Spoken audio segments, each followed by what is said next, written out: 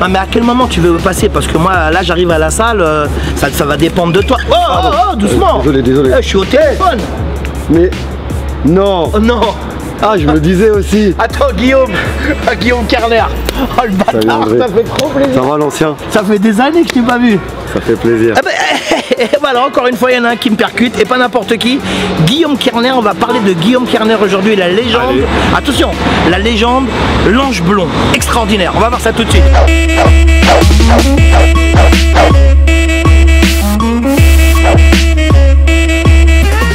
Bonjour à tous et bonjour à toutes, j'espère que vous avez passé une super semaine. Là vous avez vu, je transpire là parce que vous allez voir un truc extraordinaire que moi je vis tout le temps dans la boxe et vraiment je suis un chanceux, je suis un privilégié.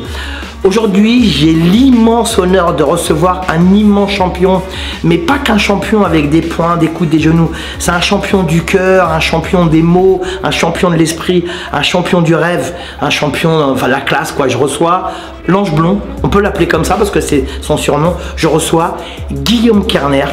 Guillaume, s'il te plaît. Bah, je vais essayer d'être à la hauteur de cette présentation. Hein. Ah, c'est magnifique. Salut Guillaume. Je reçois Guillaume Kerner aujourd'hui pour un interview exclusive. J'ai même pas envie de dire exclusive, j'ai envie de dire un interview romanesque. On peut dire ça comme ça? Tout à fait. On va voir ça tout de suite. Et ça tourne. Aujourd'hui, je suis tellement heureux d'accueillir au Team Zetoun, d'accueillir Guillaume Kerner, la légende du Muay Thai, le technicien par excellence, parce qu'on peut dire le technicien par excellence, celui qui est au-dessus des autres techniquement. Je suis tellement heureux de l'accueillir. Alors je vous avais promis du lourd, là c'est du très très lourd aujourd'hui. On accueille Guillaume Kerner, l'ange blond. Guillaume, bonjour. André, bonjour aux gens qui nous regardent. Moi c'est avec un plaisir que j'ai accepté ton invitation parce que on vit une époque où avec Internet, la prolifération de gens qui s'inventent ou qui s'improvisent experts, journalistes, etc. Et que quand tu fais quelque chose sur Internet, finalement, ça reste. Oui. C'est comme un tatouage. Oui, c'est vrai. Toi, André, dans le milieu du Muay Thai, tu es une référence, tu es quelqu'un qui a une légitimité. Tu es un passionné, tu as le Muay Thai dans les globules, ça se voit, ça se sent. Tu es un expert du Muay Thai, tu es un professionnel du Muay Thai, donc j'ai accepté. Tu as un peu insisté, mais je ne pouvais pas refuser. Ah mais c'est trop, j'ai insisté parce que bon, parce que tu avais des petits soucis et moi il fallait absolument que Guillaume Kerner soit présent sur notre chaîne, hein. C'était obligatoire parce que bon, tu sais très bien, moi je suis un féru de la technique et toi tu représentes la technique par excellence. Alors je suis quand même un peu étonné parce que quelque part, je suis même pas un ancien du Muay Thai mais un ancêtre on va dire, puisque ça remonte aux années 83, 84. Et je ne sais pas si c'est un sujet bien intéressant pour les nouvelles générations. Ça peut un peu être ennuyeux, mais pour les gens férus d'histoire ou de la chose, allons-y. Hein, peut-être qu'ils vont regarder et qu'ils vont. C'est sûr, parce que tu sais, les gens ils aiment le passé pour connaître le présent. Enfin, tu connais hein, la légende. Alors. Guillaume Kerner, d'où vient ton nom? Parce que ce nom, moi je le connais. Ça sonne un peu de chez toi, Anthony. Hein. Ça sonne l'Alsace un peu, ça sonne Strasbourg. C'est ça un peu? L'Allemagne. Voilà. C'est de l'Allemagne. Ouais, donc tes descendants, ils viennent d'Allemagne. Moitié. Ouais. Et toi, t'es né où? À Paris. Où ça? 14e. 14e. Ah, t'es un vrai parigot. Pour ensuite émigrer dans ma première année dans le 18e arrondissement. Ouais. Ah, t'es un vrai parigot. Un vrai parisien. Ah, j'adore. Mais ça se voit, non? De ouf. Là, on a la classe, nous, les parisiens. De ouf. Hein, regarde. Petite paire de lunettes, beau gosse, chemise, pantalon blanc. Voilà, les parisiens, on a la classe. Alors, faut voir que Guillaume, là, vous le voyez comme ça, beau gosse et tout. L'élégance. Il a quand même 55 ans, franchement, respect, hein, magnifique. Donc, tu es né dans le 14e arrondissement pour émigrer à ton âge, à l'âge d'1 an, émigrer dans le 18e, parce que je sais que tu y habites, tu y es toujours, puisque tu as monté ta zone, on en reparlera. Guillaume, quand tu étais jeune, c'est quoi tes premiers sports? C'est quoi ta première passion au niveau des sports? C'était quoi? Bah, comme tous les jeunes, je me suis essayé au football. Ouais. C'était pas du tout mon truc. Ouais. Voilà. Et ensuite, ça a été la pratique des arts martiaux. Ah ouais, t'as commencé par quel art martial? J'ai commencé par le karaté. Ouais, karaté. Dans le 18e? Non, c'était dans un club situé rue Rodier. Rodier, ah, ça me parle, c'est où ça? C'est pas loin de la rue Maubeuge. Ah, beau quartier, j'adore là-bas, c'est super 9e, quartier. 10e. Ouais, 9e. Ah, c'est magnifique là-bas. En plus, il y a des super restos là-bas. Donc, tu as commencé par le karaté, t'en as fait longtemps ou pas? Ouais, j'ai dû en faire une année. Une année ou deux, ouais. Bon, alors tu grandis, nanani, nanana. À cette époque-là, j'ai quoi? J'ai 10 ans. Ouais, t'as 10 piges, tu fais du karaté. Bon, après, à cette époque-là, on faisait ou du foot, ou du karaté, ou du judo, voilà. Ouais. Il y avait un peu de rugby quand même, mais ou du hand. Mais il n'y avait pas autant de sport, hein, tu te rappelles, c'était cher. Donc et puis là, on va rentrer directement dans le vif du sujet. Et là, à quel moment tu découvres le Muay Thai? Parce que moi, je t'ai connu, tu étais très très jeune quand tu as découvert le Muay Thai. Hein. Ouais, c'est vrai qu'à l'époque, 1983, ouais. Je sais pas si tu te souviens, mais c'est l'arrivée du Muay Thai comme étant le sport ultime, total. Oui, c'est vrai. Et il y avait beaucoup de transfuges, c'est-à-dire des gens qui pratiquaient les arts martiaux plus kung-fu, karaté, qui se sont mis au Muay Thai parce que c'était dans la démarche de l'efficacité. Et il n'y avait pas beaucoup de jeunes. Non. C'était beaucoup des anciens. Ça n'existait pas, l'éducatif, etc. Il n'y avait pas de jeunes et il n'y avait pas de filles. Je me rappelle. Ou alors une Jeanne d'Arc, comme je me plais à nommer, seule au milieu d'une armée, comme ça. Ouais, c'est vrai. Il n'y avait pas de jeunes. Moi, je me rappelle, j'étais très jeune quand j'ai commencé. C'était des gens qui venaient du karaté kung-fu, qui avaient déjà 26, 28, 30 ans, c'est vrai. Donc, toi, tu commences à quel âge la boxe thaïlandaise, le Muay Thai? 12-13 ans. Ah ouais, super jeune. Et tu démarres directement chez où? Alors, dans un club qui s'appelait France Muay Thai. Ouais. Et avec une sommité à l'enseignement qui était Putpannoy. Ouais. Le boss. C'était du très très lourd. Golden Lake. Il faut peut-être aller en Thaïlande après pour réaliser la dimension de ce champion. Ouais. Ah ouais, c'est tellement. Les gens ne se rendent pas compte, mais là-bas. Numéro 1 pendant 5 ans. Numéro 1 de Thaïlande pendant 5 ans. Il a plus d'une centaine de combats, il n'a aucune cicatrice sur le visage. Ouais. Tu veux que je te raconte une petite anecdote? Je suis à Bangkok, je dois faire boxer Skarboski il y a plus de 20 ans. Je marche dans la rue, sur qui je tombe? Putpannoy. Ça va et tout, il me dit, viens, on va prendre un verre. On est parti prendre un verre. De quoi on a parlé? De rien, pas de boxe. On a parlé de Paris, on a parlé de ceci, la famille, tout ça, c'est tout. Et je tombe sur lui comme ça. C'est pas extraordinaire? Voilà, c'est Putpannoy ça. Hein. Ouais. Donc tu as 12-13 ans, tu commences la pratique de la boxe thaïlandaise. Donc tu es dans un club qui s'appelle le France Muay Thai, à la rue Malbranche. Oui, mais alors, si tu veux, dans la chronologie, il faut comprendre que à l'époque, j'étais à la recherche d'un maître, tu vois, et presque comme un Bruce Lee, parce que j'étais fan de Bruce Lee. Ouais. Presque comme un Bruce Lee, mais dans le réel, dans le monde réel, tu vois. Et donc, en feuilletant les dernières pages du magazine Karaté, il y avait une rubrique qui s'appelait Bonnes adresses. Oui, je sais pas si tu je me rappelle bien sûr. Et je vois que il y a un Thaïlandais qui a été numéro 1 pendant 5 années consécutives à Paris. Et donc là, c'est ce qui m'a motivé à aller dans ce club. Mais ce qui m'a fait découvrir le Muay Thai, puisque j'étais déjà dans les arts martiaux, c'était un jour un copain qui me montre un short de Muay Thai. Et je crois que c'était sur une couverture de livre Roger Pachy, bleu. Ouais. Il avait sorti un livre bleu avec Ime Aiki, comme ça s'appelle l'histoire du kickboxing. Voilà. Et je vois le short et je suis totalement séduit par la coupe un peu ample comme ça, les lettres orientales venues d'ailleurs dans des couleurs tu sais, multicolores, couleurs pétillantes, etc. Et c'est ça qui m'a intrigué. J'ai voulu savoir de quelle discipline provenait ce short. C'est aussi simple que ça. Tu peux être comme ça. Il peut y avoir des très belles disciplines où la tenue ne va pas forcément te séduire. Mais là, le short de Muay Thai, ça a suscité ma curiosité, donc je me suis renseigné sur l'origine de ce sport, et c'est comme ça que j'ai un peu poussé mon investigation, bonnes adresses, et je me suis rendu au France Muay Thai. Tu t'es rendu tout seul ou tu étais accompagné? Accompagné de ma maman. Ah, j'en étais sûr. Parce que ta mère, enfin bref, on en reparlera plus tard. Donc ta maman, elle t'accompagne, parce que tu as 12-13 ans quand même, tu es jeune. 12 ans. Alors comment, parce que comme il n'y avait pas de jeunes à l'époque, et puis c'est Jacques qui t'a... Le directeur du club, Oui, mais il y avait malheureusement celui qui est décédé. Paix à son âme, Deradji. Ah, mais j'aimais beaucoup. Un vrai passionné, mais qui était toujours dans l'ombre, mais lui... C'est lui qui t'accueille ou c'est qui t'accueille là-bas? Alors, on est accueilli par Jacques Mérès. D'accord.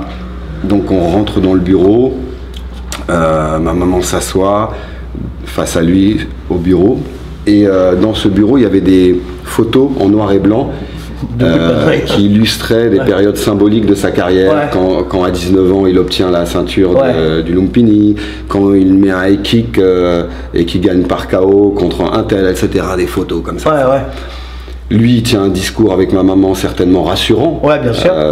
etc. Et moi, je suis assis sur le côté, comme ça, 12 ans, et Putpannoy est assis dans le bureau, et il est plongé dans la lecture d'un magazine thaïlandais de Muay Thai. Muay Siam. Voilà, tu connais. Et moi, je suis sur le côté comme ça, et je suis captivé. Parce que pour moi, je rencontre un Bruce Lee dans le monde réel, une sommité, etc. Tu vois. Et je le guette comme ça du coin de l'œil et tout, et lui, il est là comme ça. Et je suis très impressionné. Et je me souviendrai toujours, à un moment donné, il se lève, il se lève, il se dirige vers la sortie du bureau, et il m'appelle comme ça. Ah ouais? Alors moi je vais le voir comme ça à sa rencontre, et il me montre la couverture du magazine où on voit le visage d'un boxeur ensanglanté comme ça, avec un coup de coude qui devait être un combat très important qui s'était déroulé à Bangkok, et on voit comme ça un visage ensanglanté avec le sang qui coule. Et là moi j'ai dû avoir une réaction de stupeur sur le visage, parce qu'il a éclaté de rire. Et avec le temps, j'ai compris que c'était très thaïlandais, ça, tu vois, cette dérision comme ça, cette dédramatisation aussi de la chose. Et après, il est parti. Ça a été ça le premier contact. Il a éclaté de rire en voyant ma réaction. Il l'a provoqué quelque part. Oui, il t'a testé un peu pour voir. Il te dit, en gros, c'est genre, ah, tu vas faire de la boxe, regarde. En gros, c'est ça. Pourtant, il est super gentil, moi. Il est vraiment. C'est pas son délire, mais un grand guerrier. Je veux dire, tu parles de lui avec les Thaïlandais. Je veux dire, il avait un cœur en combat, c'était incroyable. Il avançait tout le temps. Il a fait un combat légendaire au Rajadamnern contre un combattant qui s'appelait Wasai et qui était ce qu'on appelle un matnak, c'est-à-dire qu'il mettait que des KO. Comme tous les grands champions, Putpannoy avait nettoyé sa catégorie.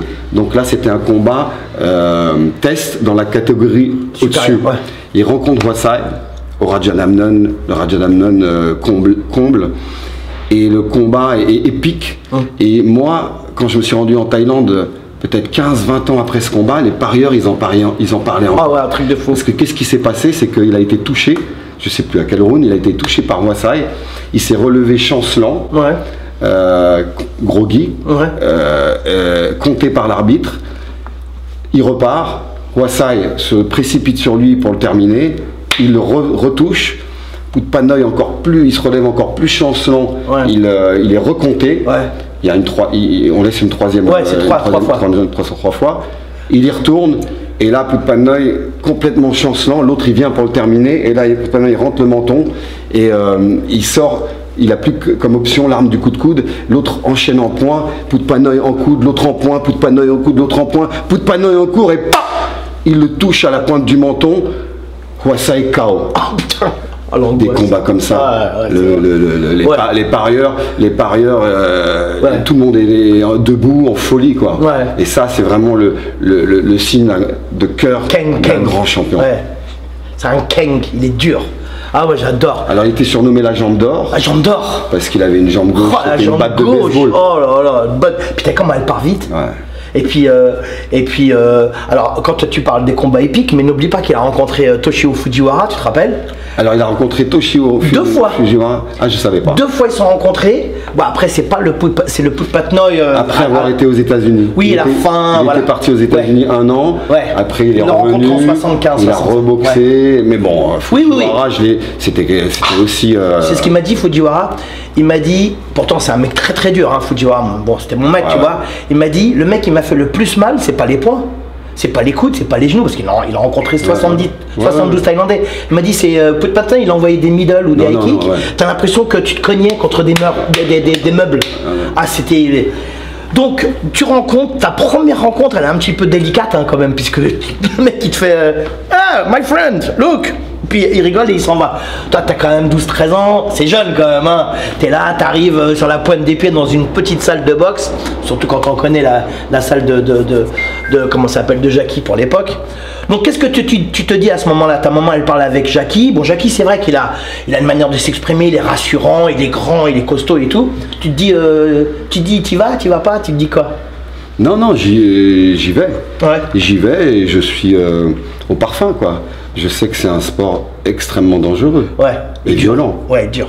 Tu vois, c'est-à-dire que des fois, les gens, pour vendre un peu notre discipline, ils vont jusqu'à dire que non, mais ce n'est pas violent, c'est complètement faux. Mais c'est faux, bien sûr que c'est faux. Sport violent. Ça fait mal. Il y a des codes, il y a un esprit chevaleresque, mais la violence est là. Ça fait trop mal. Hein, Anthony, on est d'accord? Ça fait trop mal. Ça fait super mal. Alors, t'as des gens, ils se rendent pas compte parce qu'ils pratiquent pas. Donc, des fois, je les invite, quand ils vont dans des galas, à aller se rendre à la sortie des vestiaires. Parce qu'eux, ils regardent ça comme un manga, comme un dessin animé. Mais allez voir à la sortie des vestiaires, et là, vous allez voir les combattants, quand le corps se refroidit et que tous les impacts se réveillent, ils tiennent leurs copains et ils marchent comme ça. Tout le monde boite. Claudiquant, boitant, tu mets 10 minutes pour rentrer dans la voiture, 10 minutes pour t'en extraire, ça fait mal. Et puis t'es fatigué, t'es cramé. Encore quand t'as gagné, ça va, parce que t'as moins mal, entre guillemets. Mais quand t'as perdu, c'est une catastrophe, t'es au ras des pâquerettes. Puis t'as remarqué, tout le monde boite. Mais même quand tu gagnes, tout le monde boite. Ouais, donc les gens ils disent oui, ça fait très très mal, on est d'accord, tu connais. Donc tu démarres, tu t'entraînes, tu tombes amoureux de ce sport au fur et à mesure de tes entraînements? Bien sûr. Direct ou tu mets du temps? Direct. Ah ouais, toi t'es un radical. Ouais. Direct, t'es tombé amoureux. Je tombe amoureux de mon sport et de Putpatnoy. Ah bah forcément, ça va avec. Bon alors les gens ils se rendent pas compte, hein, je fais un petit aparté Guillaume. Putpatnoy, Guillaume Kerner, Guillaume Kerner, Putpatnoy, ça va avec. Hein. Ouais. À l'époque c'était comme ça. Tu te rappelles, je t'avais laissé même un petit mot sur une de tes photos avec Guillaume. Avec toi, j'avais écrit vous êtes trop beau. Mais c'est vrai, vous êtes magnifique. Oui mais très rapidement parce que je pense que quelque part en me prenant sous sa tutelle, Putpatnoy revivait quelque chose de très thaïlandais, dans le sens où en Thaïlande, tu as vu, c'est les gamins. Bah oui. Les gamins, non, il y a toujours des gamins dans les camps, etc.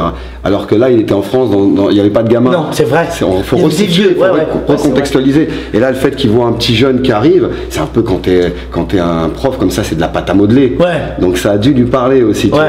En plus, toi, t'étais comme ça. Tu devais être genre en mode oui, maître et tout. Je le vénérais. Ah ouais, bah jusqu'aujourd'hui d'ailleurs. Ouais, bien sûr. Hein. Donc tu grandis, et là. Alors en plus, toi, tu es quelqu'un de réservé, parce que les gens ils savent pas, c'est que tu es quelqu'un de réservé. Donc est-ce que la boxe, ça t'a apporté quelque chose dans ton caractère fondamental? Oui, bien sûr, certainement. C'est une façon de se construire aussi, bien sûr. Ouais, c'est beau ça. Hein. Et là, on te propose un combat ou c'est comment ça arrive? Ça c'est important. Arrive la transition entre certes s'entraîner et puis combattre. Ouais. Alors à l'époque, combattre, il n'y avait pas, pour les gamins de 12-13 ans, il n'y avait pas d'assaut. Non. Avec plastron, il n'y avait rien. Protège Tibia à la touche. Tu te rappelles? On allait direct. Des interclubs. À l'époque, je me souviens, c'était des interclubs et c'était plein contact. Ah oui. Donc voilà, ou alors des petits galas comme ça. Coquille, protège-dents, gants, shorts, c'est tout. Hein. Et chevillères, tu te rappelles, on mettait les chevillères. 3 rounds là, 3 rounds à fond, plus à fond. Donc tu te rappelles de ton premier combat ou pas? Ouais, parce qu'en fait, comme j'avais 13 ans, il y avait, comme je le soulignais tout à l'heure, il n'y avait pas de jeunes, donc je tombais sur des adultes. Donc je suis tombé sur un gars qui avait une moustache, je me souviens. Donc quand tu as 12-13 ans et que tu tombes sur... T'as pas encore la pilosité, t'as pas encore... et tu tombes sur un adulte qui a 22 ans et qui a une moustache. Ouais, c'est... T'as flippé un peu? Ouais, c'était impressionnant. C'était impressionnant. Ou alors quand je suis allé boxer à Maubert Mutualité. Parce qu'à l'époque, les gars là, c'était à Maubert Mutualité. Et j'ai boxé un Cambodgien qui était l'archétype même du boxeur thaï, avec les gros mollets, mat de peau, qui avait 20 les potes d'ours, quoi. Tout ça, c'était les potes d'ours. 20 et quelques années. Et je me souviens, quand il m'a vu à la pesée, il a rigolé. L'air de dire, ah, c'est du tout cuit, ça. Donc c'était... Ouais, mais toi, t'avais la technique. Ouais, c'est ça. Non, t'avais pas la technique, t'avais une technique extraordinaire. Moi, je te le dis, hein, franchement, moi, j'ai toujours adoré ta technique. Et donc, c'est ton premier combat. Tu le gagnes ou tu le perds? Alors, le premier combat que je fais, c'était à Marseille. Ah ouais. Et c'était contre un Laotien. Ouais. Qui s'était rendu à Marseille avec Soudaret et tout ça. Tu vois, c'était cette équipe-là. Et je gagne par KO. Oh, putain. Sur un doublé, j'ai mis un low kick et j'ai repris dans la tête. Bam, bam. Bam, bam. Et je le mets KO. Putain. Oh, incroyable. Et tu as cru, toi, que tu l'as mis KO, bah? Ouais, parce que, en fait, c'était une spécialité de Poutpanoï. Ouais. Et on travaillait beaucoup à l'entraînement. Ouais. Et je voulais incarner un peu la patte, la griffe de mon professeur. Ouais. Et là, gagner par KO sur un coup de pied à la tête, qui était un peu la spécialité de Poutpanoï, parce que Poutpanoï, à force de matraquer avec sa jambe gauche, à un moment donné, les adversaires, ils baissaient le bras, et là, il envoyait dans la tête, tu vois. Il en a mis des et toute la soirée, je me souviens, après, quand on est rentré... bien entendu, comme c'était une équipe de Laotiens, c'était convivial. Il y avait même mon adversaire qui était là. On a mangé tous ensemble et tout ça. Et Poutpanoï était extrêmement fier. Ouais. Il reparlait de la scène et tout. Il disait, ah, c'est incroyable, quelle technique et tout. Pam, pam. Enfin, il te revoit lui, quoi, à travers toi. Ouais, c'est un peu ça. Et moi, j'étais empli de fierté. Vraiment. Ah ouais. Tu devais être bien à ce moment-là. Et ça, c'est des sensations, tu vois, que voilà. C'est des histoires d'hommes, des histoires de... Et là, comme... Scène, des histoires peut-être pas seule la boxe, mais comme en tout cas, la boxe peut te faire vivre. Oui, mais en même temps, c'est sain. Tu vois, c'est ça que j'explique toujours aux élèves, c'est que la boxe, c'est une histoire inventée par les hommes pour être le plus sain possible. Parce que la boxe, tu t'entraînes, tu montes, t'entraînes pas, tu descends, c'est tout. C'est vrai. Tu vois. Donc, son premier combat, là, tu gagnes. Bon, après t'en as enchaîné. Alors, on va un petit peu avancer dans ta vie, un petit peu. Alors, la première fois que tu pars en Thaïlande, t'as quel âge? La première fois que je pars en Thaïlande, j'ai 16-17 ans. Ta mère, elle te laisse partir? Elle me laisse partir. Ah ouais? Elle me laisse partir. Mais ça va, parce que c'était avec Poutpanoï. Ouais, okay. Et c'était une récompense de partir en Thaïlande. C'est-à-dire que Poutpanoï m'a dit, là j'étais passé, comme tu l'as brillamment souligné tout à l'heure, on a sauté les étapes. Ouais. Mais j'ai fait plein de galas à l'époque, tu sais, dans les bastions du Muay Thai, oui, bien sûr. Je suis monté de classe C, entré en classe B. Ouais. Souviens-toi, c'était classe C, classe B, classe A. Ah, c'est tout. Et j'arrive en championnat de France classe A à Japy. En 57 kilos contre un adversaire de Clermont-Ferrand, là, le club de du Brison Gym. Ouais, le Brison Gym, ouais. Et tu boxes qui? Maïza, il s'appelait Maïza. Je connaissais pas. Japy, salle mythique. Oh, on parle pas de Japy. Ah, moi, c'est pour moi jusqu'aujourd'hui. Hein. Tu peux dire tu peux parler de toutes les salles, le Valois, c'est sympa, hein. Mais Japy, c'est chez nous, quoi. Japy, c'est. Ça reste. Et donc, Poutpanoï me disait, si tu gagnes, je t'emmène en Thaïlande. La récompense suprême. La récompense suprême. Donc j'ai gagné et on est parti en Thaïlande. Je suis emmené par Poutpanoï. Et alors, Poutpanoï n'était pas retourné en Thaïlande depuis quelques années. Ah ouais. Et on arrive. Donc déjà, moi, ça a été un choc pour moi parce que moi, j'étais jamais sorti de la France. Ouais.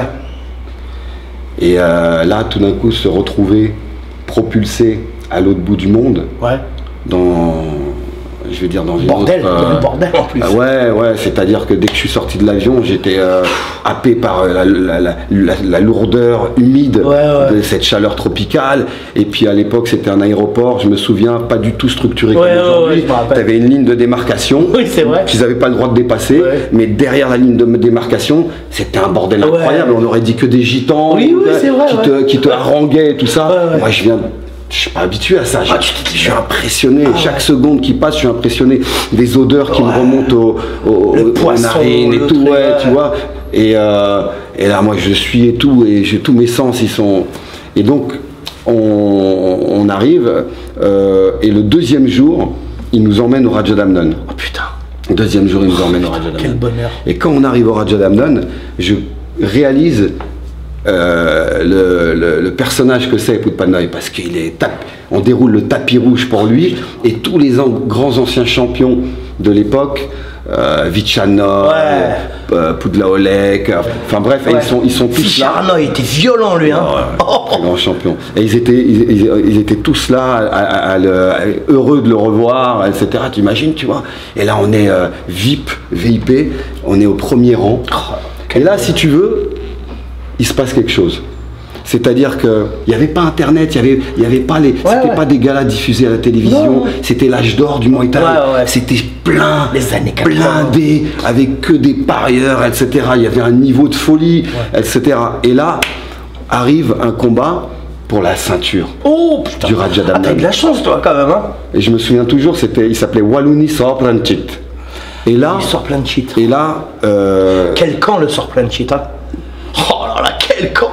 Et là, tu vois, il se passe quelque chose dans le sens où un non-initié n'aurait pas pu, quelque part, comprendre la virtuosité de ce qui se passait sur le ring. Mais comme nous, on avait les fondamentaux déjà. Tu vois, c'est comme si, je sais pas, moi, tu apprends un petit peu à écrire des poèmes et tout d'un coup, tu lis du Baudelaire, ou tu lis du... T'en as plein la gueule. T'es subjugué, t'en as plein la gueule parce que t'as déjà un peu les clés qui te permettent d'accéder à et de comprendre. Et là, je vois ce combat, il gagne par KO. Et puis tu vois, je vois cette ambiance, cette arène, c'était une véritable arène. Et puis à l'époque, souviens-toi, les Thaïlandais, c'était le danger suprême. Il y avait un péril thaï. Ils étaient invincibles. À l'époque, ça n'existait pas. À part peut-être Fujiwara qui était une exception à la règle. Mais sinon, ça n'existait pas. Il y en avait 3, c'est tout. Tu vois. Et donc là, je vois des hommes, des boxeurs à leur apogée physiquement, tu vois, ils sont secs, dessinés. Je vois tout ce folklore autour, les musiciens en transe, les amulettes multicolores, la peau mate, luisante, avec les onguents et la vaseline, les gouttes d'eau qui partent. Pas de clim, rien. Et je suis là et je vois des techniques d'un autre monde. Et tu sais ce qui s'est passé? Non. Et je vois, il gagne par KO et tout, on lui remet la ceinture, le Graal suprême, tu vois, quand t'es un minot, tu vois, on te propose 200 000, je sais pas quoi, tu dis non, la ceinture, ça représente tout. Surtout le Raja, c'est très technique. Entre Lumpini et le Raja, ça a toujours été technique. Et qu'est-ce qui s'est passé? Qu'est-ce qui s'est passé? Trop d'émotions. T'as fait quoi? Trop d'émotions, j'ai eu un choc esthétique. T'as pleuré? On est sorti du Raja Damnon pour aller échouer dans un restaurant.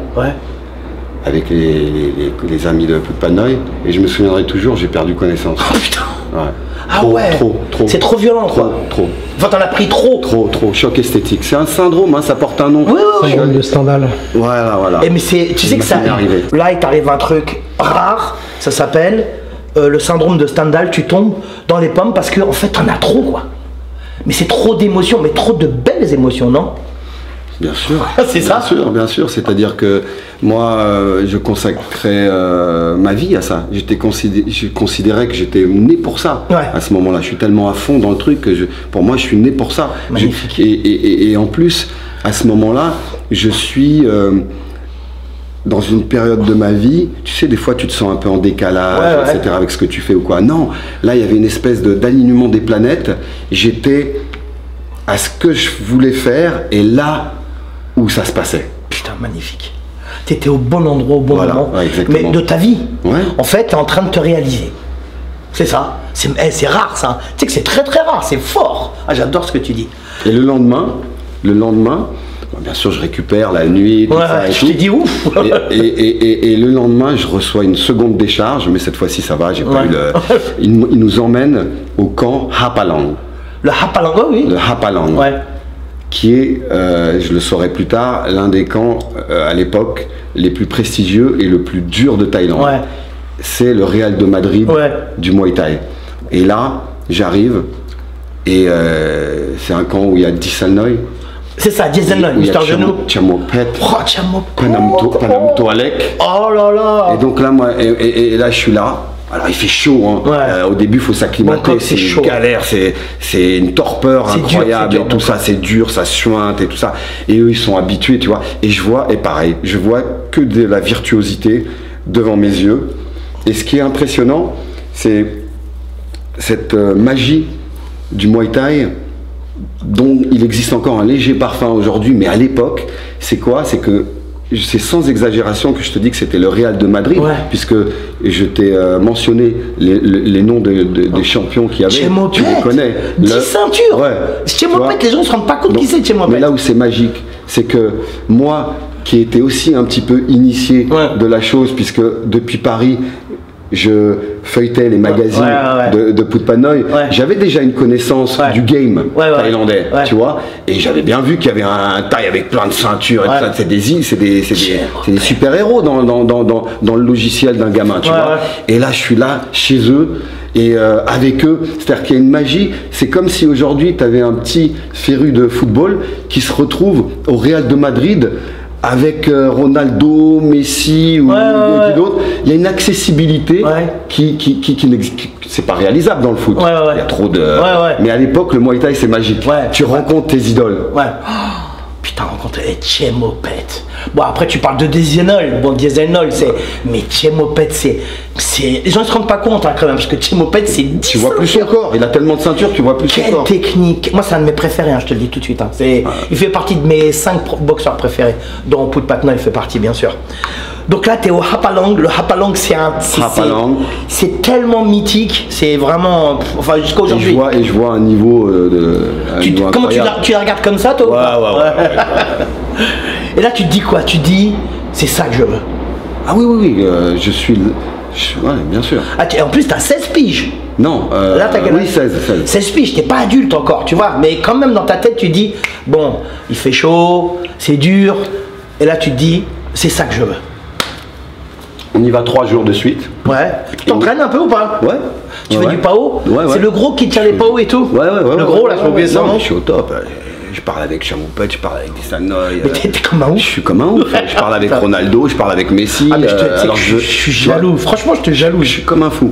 Et au bout du 3e jour, Phut Phan Noi, qui est originaire d'une région qui a énormément produit de champions, la région du Nord-Est comme ça, zone rurale, très pauvre, et t'as les champions qui sortent de là. La ville de Khon Kaen. Oh, j'adore Khon Kaen, l'université d'ailleurs. Ouais, et qui possédait un stadium à l'époque, qui n'existe plus aujourd'hui. Malheureusement, un stadium. Et il nous emmène là-bas parce que son frère a un camp. Phut Patnit.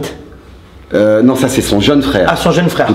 Mais son grand frère, Monsieur Sontong, là, il avait un camp.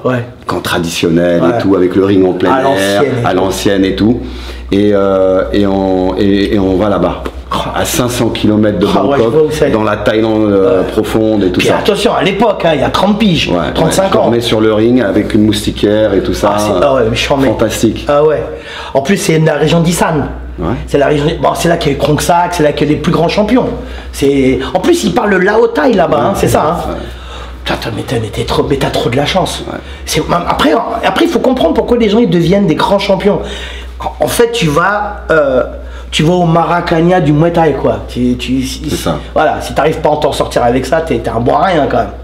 Et à l'époque, il n'y avait pas de ce qu'on peut voir aujourd'hui en Thaïlande. C'est-à-dire qu'il n'y avait pas d'occidentaux. Les seuls occidentaux qu'il y avait, c'était chez le capitaine Naris, qui avait eu là, où vous étiez allés, c'est les précurseurs. Quoi. Mais il y a tellement de camps que sinon tous les autres camps, il n'y avait pas. Non. Ça n'existait pas. Aujourd'hui, tu vas en Thaïlande, tu as des gens, ils n'ont jamais fait de Muay Thai, mais ça fait partie du trip thaïlandais d'aller en faire pendant qu'ils sont en Thaïlande.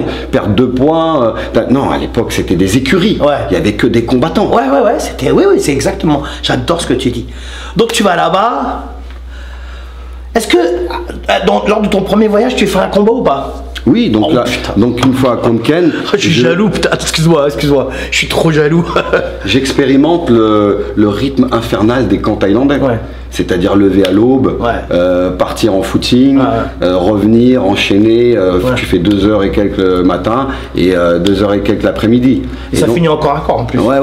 Et donc je suis là-dedans et j'ai combattu 2 fois. Et tu gagnes au stadium de Khon Kaen.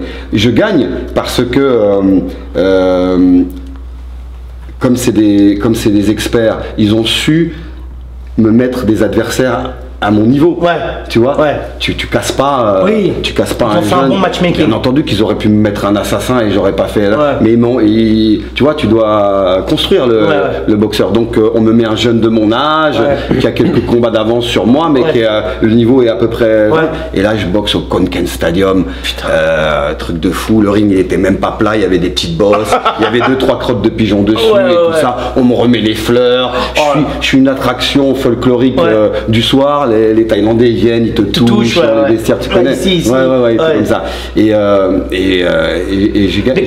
Mais attends, excuse-moi Guillaume, parce que c'est très important ce que tu dis. Faut que là, les gens ils t'écoutent. Moi, je t'écoute avec attention et ce que tu es en train de raconter, je trouve ça tellement merveilleux. Moi, je te comprends, tu vois. T'as connu. Oui, non, mais toi, tu vis ça. T'as 16-17 piges, tu vas combattre au Khon Kaen Stadium qui n'existe plus depuis plus de 20 ans. Quand tu es sur le ring là, parce que tu es un blanc, quand tu es sur le ring, et il y a tout le monde qui te regarde, et en plus, je sais qu'ils sont gentils avec toi. Tu te dis quoi à ce moment-là? Mais c'est important. Tu te dis un truc, est-ce que tu te dis, putain, merci mon Dieu d'être là, ou alors est-ce que tu te dis, putain, mais qu'est-ce que je fous là? Ah non. Tu te dis quoi? Non, je suis... Merci Dieu d'être là. C'est magnifique, j'adore. C'est beau, hein. Franchement, cette interview, il est extraordinaire. Ça me fait rappeler où le Muay Thai. Ah, ça pue le Muay Thai là. Ah, ça sent trop. Tu vas m'en laisser partout là, j'adore. Tu fais un combat, puis t'en fais un deuxième, tu les gagnes. Bon, je sais même pas dans l'état dans lequel tu devais être comme un ouf. Tu boxes en Thaïlande, tu gagnes. On s'en fout si c'est Bangkok, Khon Kaen, mais tu boxes en Thaïlande. Il y avait très peu de blancs. Tu reviens en France. Ton premier voyage, il dure combien de temps en gros? 2 mois et demi. Ah putain, quand même. Ah ouais, toi tu rigoles pas, hein? Non. Moi, c'était la période des grandes vacances. Oui. Juin, juillet, août. Voilà. Tu reviens, t'en as plein la tête, t'en as plein le cœur. Non, j'en ai tellement plein que quand je reviens... Tu fais une dépression? Non, je ne suis plus ici. Ah ouais. Je n'appartiens plus à ce monde-là quelque part, cette société. L'Occident.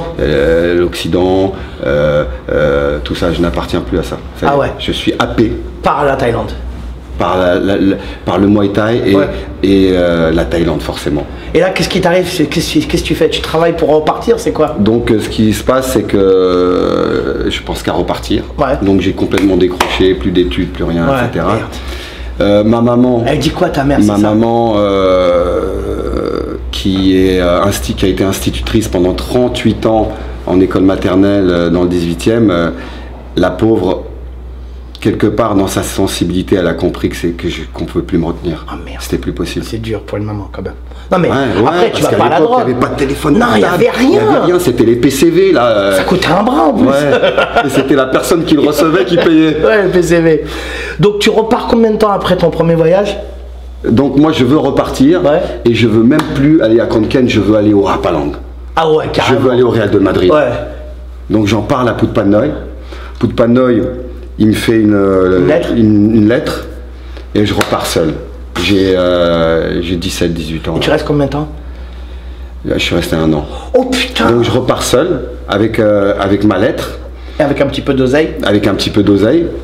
Et j'arrive au Rapalong, parce que j'avais fait que 3 jours à l'époque. Et j'arrive au Rapalong, je suis reçu par... c'était un couple qui tenait le Rapalong. Je suis reçu par la dame. Elle ouvre le courrier, elle lit le courrier. Quand elle termine de lire le courrier, elle me dit viens avec moi et elle me pèse. Oh putain, oh ça veut dire que tu vas boxer toi. Oh putain.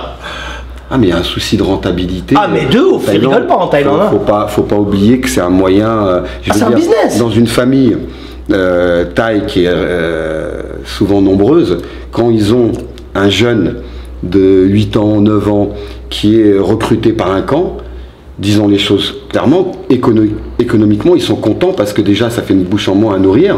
Et que ça va être rentabilisé. Ah oui. Non, il faut regarder les oncles, les cousins, ouais. Ah, c'est un business, c'est un boulot. D'ailleurs, même les Thaïlandais ils te disent mais pourquoi tu viens faire de la boxe? Bah oui. Moi, ils me disaient mais pourquoi tu viens faire de la boxe? T'es pas bien en France? Non, mais c'est vrai. Hein, ouais. Donc tu pars un an. Mais moi, je me rappelle quand t'es parti, puisqu'on ne voyait plus, dans les galas. Et je me rappelle qu'il y avait d'autres combattants. Je fais juste un petit aparté parce que c'est important dans le club où tu étais au France Muay Thai, parce qu'il y avait des Laotiens et des Cambodgiens, dont Mou, Putpatnol s'occupait. Ils allaient tous là-bas, ouais. Tous. Parce que c'était tous. Soudaret, Krongsak, Our, Lai, tout ça. Mais là, je suis en contact toujours avec lui. Hein. Je voulais te le dire. Ouais. Je vais prendre une photo. Je lui ai dit que je prenais une photo. Je lui envoie. Il est au Laos, Vatana. Je suis super en contact avec lui. Moi, je l'adore. Mr. Low Kick. Heb, tu te rappelles? Ah, je suis toujours en contact, moi, avec eux. Je les aime de tout mon cœur. Donc, toi, tu pars. Ça laisse un petit vide au France Muay Thai parce qu'il n'y a pas le boxeur. Il n'y a pas le blond là qui boxe comme un Thaïlandais.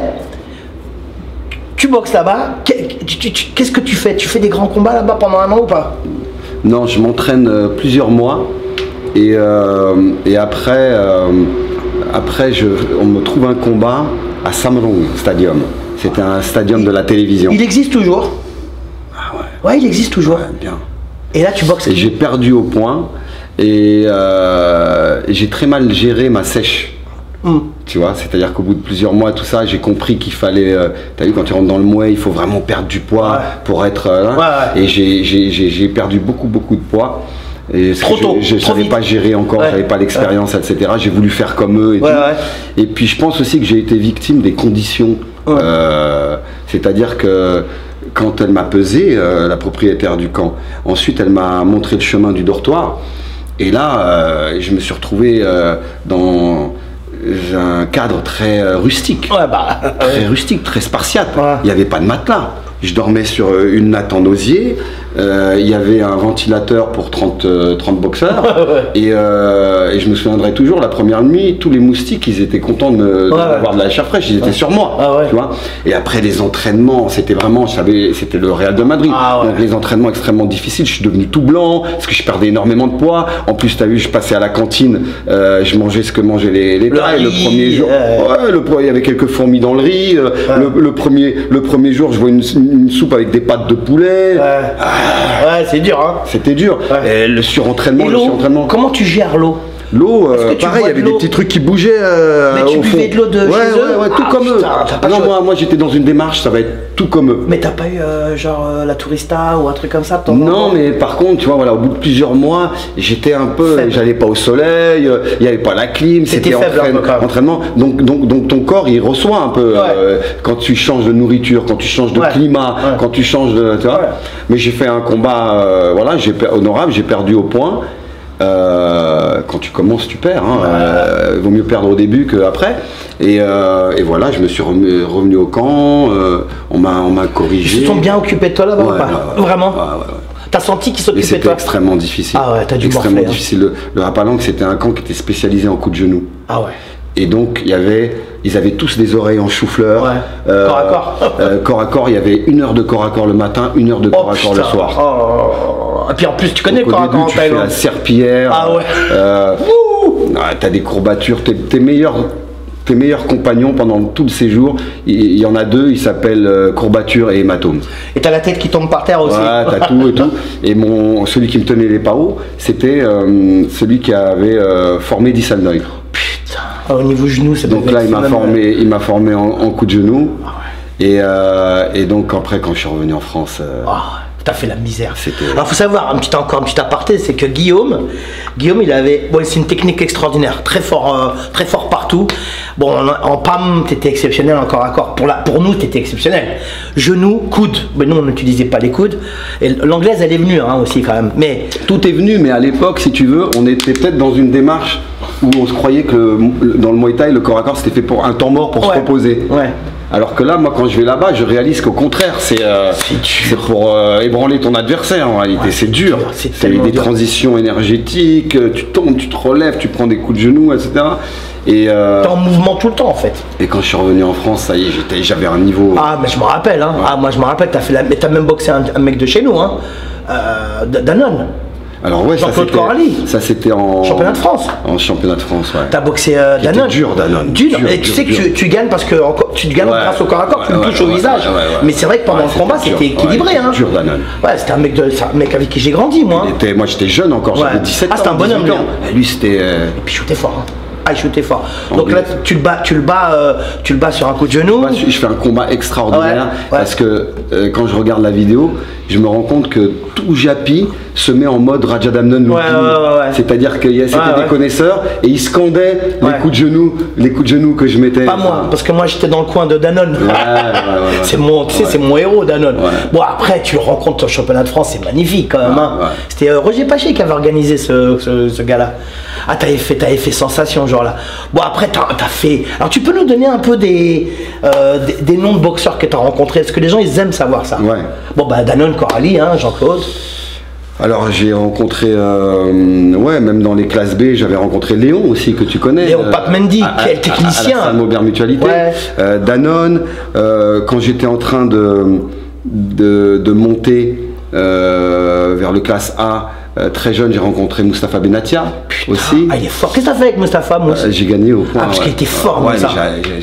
C'était tout le monde. Dur, hein. Il avait un crochet, mettait beaucoup de KO. Ah ouais, ça. Et puis des bons low kicks aussi. Hein. J'ai rencontré Farid Rezag. Putain, Mister Poumon. Oh, il était dur. Ah ouais. Tu l'as battu aussi? Ouais. Parce que lui, c'est Poumon. Hein. J'ai gagné 5 fois le championnat de France. Ouais, je me rappelle. J'ai gagné 5 fois. Ah putain, Cuider, il devait faire la tête parce qu'à chaque fois que tu rencontres ses élèves. Ouais, parce que j'ai rencontré qui? Bah, Mousse et Rezak, c'est de chez lui. Ouais. Et t'avais rencontré un Hollandais, Schlensberger, je sais pas quoi là. Vandenberg, le jour, j'avais 17 ans. Ah, il était fort. J'avais 17 ans, j'ai perdu au point à Amsterdam dans un gros gala. Ouais. Et il était super fort et tout. Et là, il avait boxé Vieira. Joao Vieira, qui était champion d'Europe et qui perd KO contre Philippe Cantamissi qu'on va recevoir.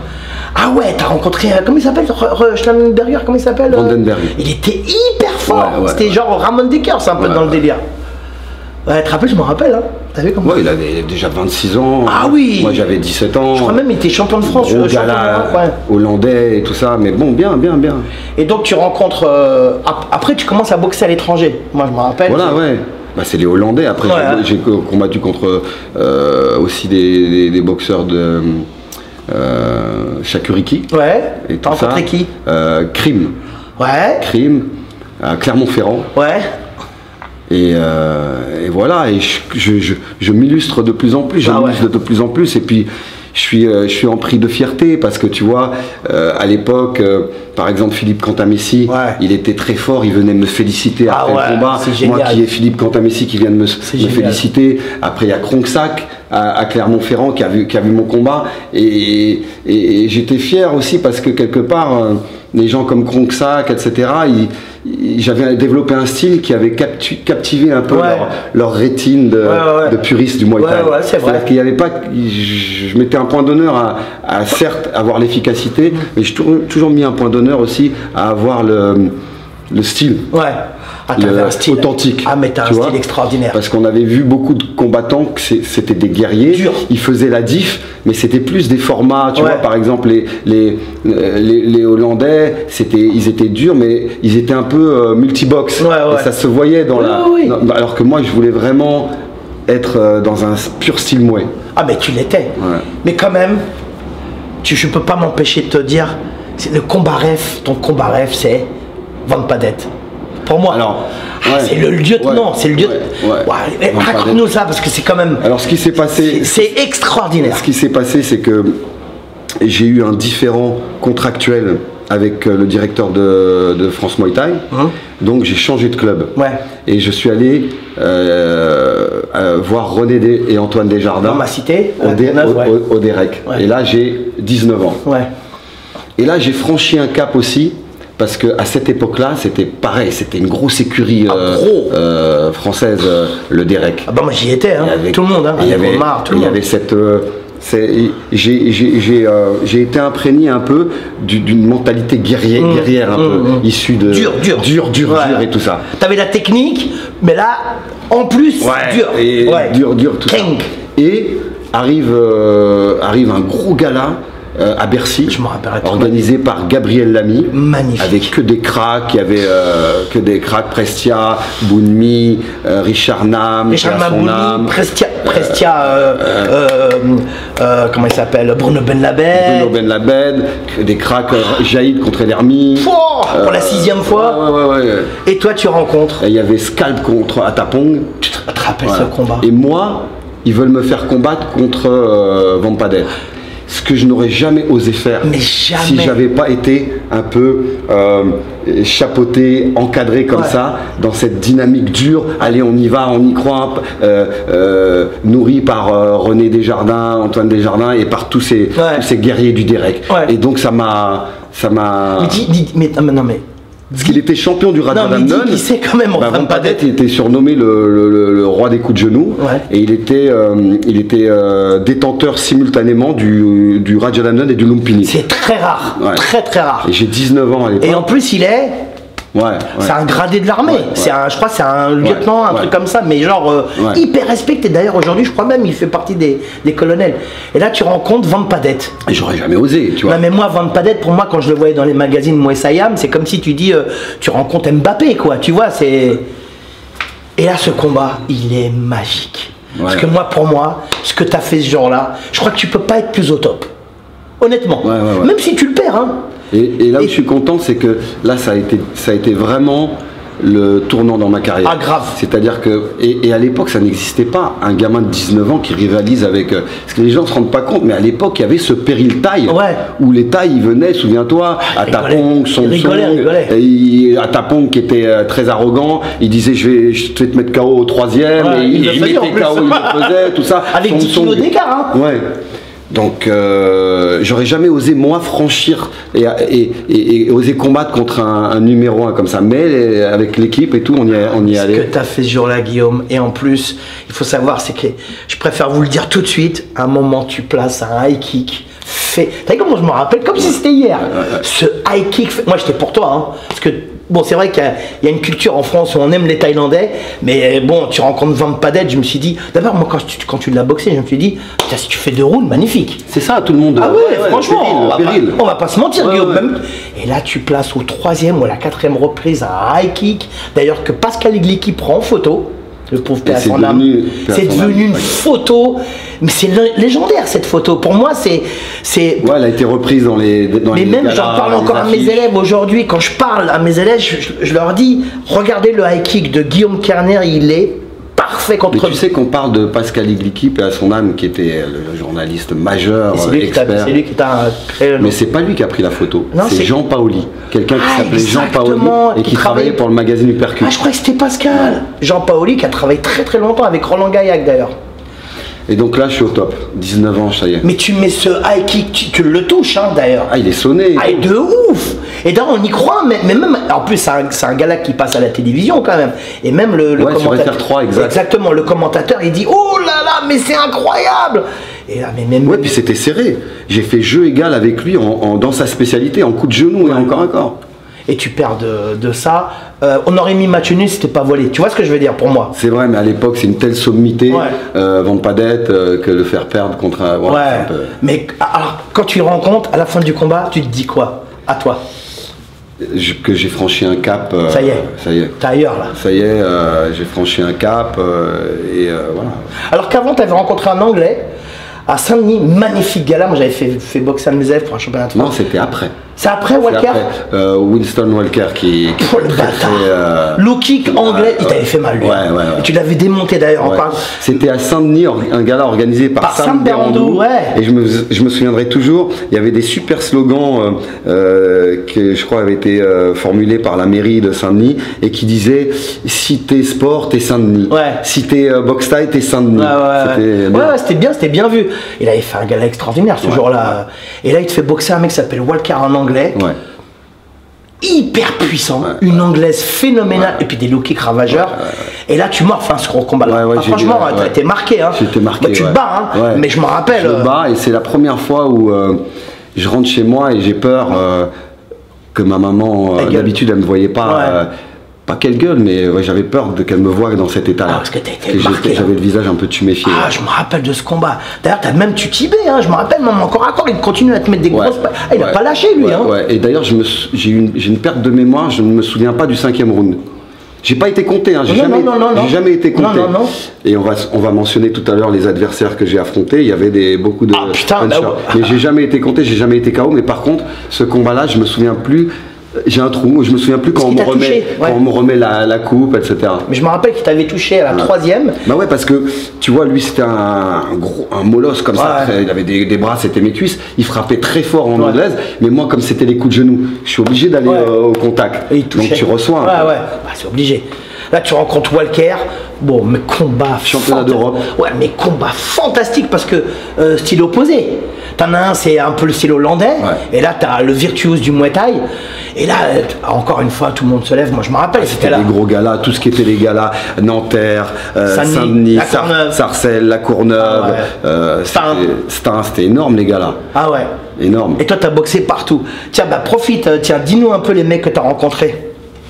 Voilà, donc après dans ma carrière, j'ai pas trop, bon, on va essayer, mais j'ai rencontré plusieurs champions de Thaïlande, donc Mekong, qui était 2 fois champion du Rajadamnern. J'ai rencontré Padam, il était fort, qui était 2 fois champion de Rajadamnern. Rampadet, j'ai rencontré Praptorani Swartanikun, qui était dans les classés. J'ai rencontré Atapong, Fanta. J'ai rencontré Kobal. Alors, juste, excuse-moi, hein, un petit aparté, parce que Atapong Bondan, qu'on surnommait Fanta, qui était la grande star, en plus archi beau gosse, qui battait tout le monde. Tu peux nous parler de ce combat? Parce que moi je l'ai vu, ce combat. Je l'ai vu, il y est d'ailleurs, vous pouvez le regarder, il est sur YouTube. C'était en Nouvelle-Zélande, à Auckland. Exactement. Et t'as Mou avec toi en plus? Non. T'as pas Mou, c'est qui? Il y a un taille avec toi? J'ai André Richard Nam, paix à son âme, paix à son âme, bien sûr, on l'embrasse. Grand champion, qui est venu avec nous jusqu'en Nouvelle-Zélande. Qui est-ce que j'avais? Je sais que t'as un taille avec toi. Raconte-nous ce combat parce que... Il y avait Malik Toumer aussi, qui boxait contre Kiosot. Il fait quoi contre Kiosot? Kiosot les oreilles? Kiosot qui venait corps à corps. Qui venait toujours à Maubert Mutualité avec Atapong. C'était l'écurie du capitaine Naris. Ah mais lui, Kiosot encore à corps. Dur. Phénoménal. Alors tu boxes Atapong, il faut savoir qu'Atapong n'a jamais perdu contre un blanc. Non, Atapong c'était la star. Immense. Souviens-toi. Il avait fait la révolution à Maubert Mutualité à chaque fois, tu vois. Il a dormi chez moi, il a dormi chez moi pendant une semaine. C'était un beau gosse, styliste, avec le punch, champion du Rajadamnern. Les middle de ouf. Et c'était mon idole. Ouais. Parce que moi c'est ça aussi la magie de la boxe, c'est-à-dire que du petit adolescent qui était dans les tribunes de la salle Mutualité à admirer en combat vedette Atapong, je me retrouve quelques années après en face de lui sur le ring. Ça aussi, ça rejoint des expériences que seul quelque chose comme la boxe peut te faire mystique un vivre. peu, moi je trouve.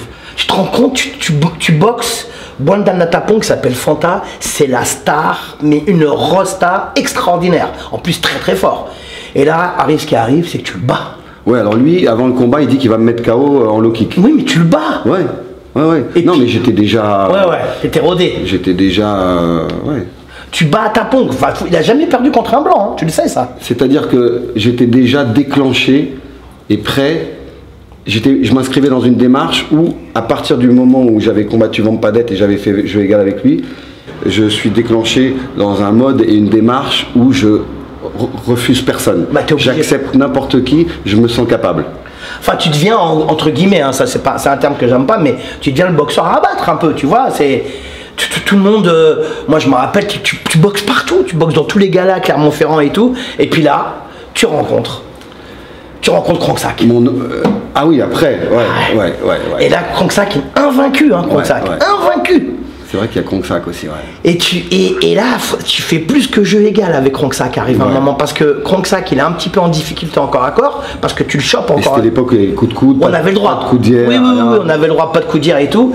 Et là, Krongsak, moi j'en ai parlé avec lui beaucoup d'ailleurs, hein. Et là, tu le mets en difficulté. C'est une immense star, Nounours. Enfin, tu vois, c'est un super combat. Après, il a un geste de grand champion, coup de coude. salvateur comme ça, de se dégager en corps à corps et de mettre un coup de coude qui m'a ouvert l'arcade. Tu te fais arrêter justement pour son blessure. Arrêter sur blessure. La 4e. Ouais. Et tu fais plus que jeu égal. Ouais. Parce que là, c'est la première fois qu'on voit Krongsak. C'était mon idole aussi, Krongsak. Oui, c'est l'idole de tout le monde. Donc à un moment donné, à tapant Krongsak, quand ça a été des idoles quelques années auparavant, t'es transcendé un peu. Tu sais, c'est un peu comme dans un club, quand le jeune, tout d'un coup, on lui dit allez, vas-y, mets les gants avec le confirmé ou le champion. Je sais pas, ça décuple tes moyens. T'es transcendé, tu veux bien faire, tu te dépasses. Tu dis ça y est, quoi. C'est beau quand même. Et après la boxe, dans le cheminement du jeune qui veut s'illustrer face au confirmé, si tu perdures, après tu vas prendre la place du confirmé qui rencontre des jeunes qui veulent s'illustrer. Enfin, c'est un cycle. Bah, c'est comme nous, on a pris la place de nos parents. On est parents, on a des enfants. En fait, on regarde nos parents comme ça, mais nos enfants, ils nous regardent comme nous, on regarde nos parents. Chacun, il prend la place de l'autre. Donc là, tu deviens un immense champion français, mais qui fait beaucoup de bruit en Thaïlande. C'est ça la différence. Bah parce que Krongsak, c'était en 1995. Mais avant, j'ai été sacré champion du monde à l'anniversaire du roi. Sur la place Sanam Luang. Le jardin du roi, ça s'appelle Sanam Luang Garden, contre China Rong, qui était numéro 1 de Thaïlande. T'as boxé jamais ou pas? Je savais même pas, tu vois. Ouais, qui avait boxé Mourad Jebli et qui avait très fort. Et je gagne, et je prends la ceinture, et là je réalise mon rêve. C'est-à-dire que je deviens champion du monde, parce qu'à l'époque on te laissait pas comme aujourd'hui la possibilité de combattre pour la ceinture du Lumpini ou du Rajadamnern. Ça n'existait pas. Il fallait voir du lourd derrière. Ça, il n'y avait pas. Et sans quel poids? Il y avait une espèce de sanctuaire imprenable comme ça, où j'ai envie de dire depuis, ils ont un peu lâché. Quoi. Le tourisme, voilà. L'oseille. Aujourd'hui, tu sais que au moment où on parle là, t'as 10 000 champions. T'as peut-être, non mais du Rajadamnern. T'as 5-6 étrangers qui sont champions du Rajadamnern au moment où on parle. Après c'est vendu, ça a été vendu au roi. Mais à l'époque, non. À l'époque, non. Donc tu rencontrais des champions du Lumpini, des champions du Rajadamnern, mais il y avait pas, on te donnait pas la possibilité de combattre pour la ceinture. Par contre, Songchai Ratanasuban, qui était le Don King du Muay Thai et qui était un grand visionnaire, il avait mis en place des championnats du monde. Et l'anniversaire du roi. À l'anniversaire du roi. Et donc là, moi, je suis, je crois, au 2e anniversaire du roi organisé par Songchai en 95. Ah, c'est les premiers, ça, tout premier. Et lui, il organise, parce que lui, c'est lui qui avait tous les cracks dans les catégories. Sûr. Bah, il avait le Lumpini à lui. Il faisait les grandes heures du Lumpini, et tu regardais chaque catégorie, il avait 10 cracks. Ok, lui, il était champion, mais tu sais que le 9e, il pouvait être champion, et il le devenait des fois. Il y avait un vivier trop. Et donc, il t'opposait face à ses numéros 1. Donc, c'était des championnats du monde, tu vois. Et là, tu boxes Chanarong et tu le bats. Au point. Il y avait Ramon Dekers contre qui Ramon Dekers. Il y avait Danny Bill aussi contre Noguit Devi. Oh, quel combat! Et Ramon Dekers contre je sais plus contre qui. Donc il y a moi. Gala de ouf. C'était en fait c'était un espèce d'Occident Thaïlande quoi. Et là tu deviens champion du monde. Dans les jardins du roi qui peuvent accueillir 300 000 personnes. Retransmis à la télé et tout. Magnifique.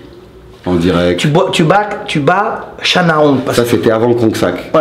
Et quand je reviens à Paris, parce que c'est pareil, tous les grands promoteurs Songchai Ratanasuban, c'est jamais moi qui les ai appelés et qui leur ai demandé est-ce que tu me veux. C'est toujours eux qui sont c'est une fierté aussi, qui sont venus me chercher. Et quand je rentre à Paris, il y a Sami Kepchi aussi qui me contacte et qui m'organise après les combats et tout ça. T'en as fait des beaux, hein, putain. T'as combien de combats, Guillaume, en tout? Tu te rappelles à peu près? Un peu plus de 50. Ah ouais, 52, 53. Alors t'as fait uniquement du Muay Thai? T'as fait des petits combats à côté, des genres du kick, de K1? Jamais, hein. Toi t'es Muay Thai sa mère. On peut le dire, hein. Muay Thai, sa mère. C'est magnifique.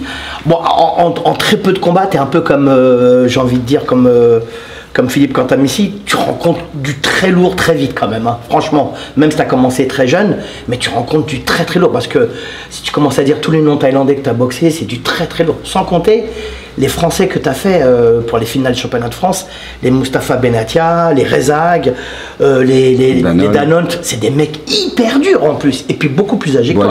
Fred Boisjol. T'as rencontré Fred, Ouais, tu l'as battu Fred? Clermont-Ferrand, ouais.